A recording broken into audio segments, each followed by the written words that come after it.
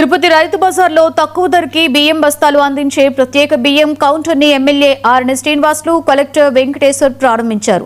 మార్కెట్లో 62 రూపాయల వరకు ఉన్న రా రైస్ ను 52 రూపాయలకు, 58 రూపాయల వరకు ఉన్న స్ట్రీమ్డ్ రైస్ ను 50 రూపాయలకే అందిస్తున్నట్లుగా కలెక్టర్ తెలిపారు. రైస్ కార్డుదారులకు నెలకు 26 కేజీల బియ్యాన్ని పూర్తి బ్యాగుగా అందిస్తామని తెలిపారు. పేదలకు అందుబాటులో ఉండేలా సన్న బియ్యాన్ని తక్కువ ధరకే అందిస్తున్నామని ఎమ్మెల్యే పేర్కొన్నారు.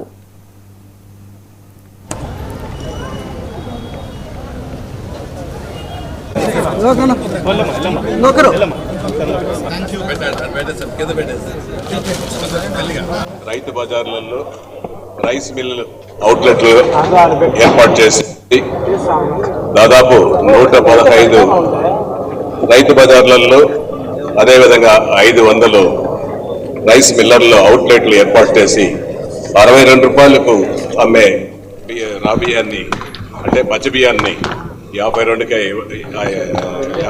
ఇవ్వడం జరుగుతూ ఉంది. అదేవిధంగా 58 అమ్మే ఇప్పుడు బియ్యాన్ని 50 రూపాయలకే ఇవ్వడం కూడా జరుగుతూ ఉంది రాష్ట్ర వ్యాప్తంగా.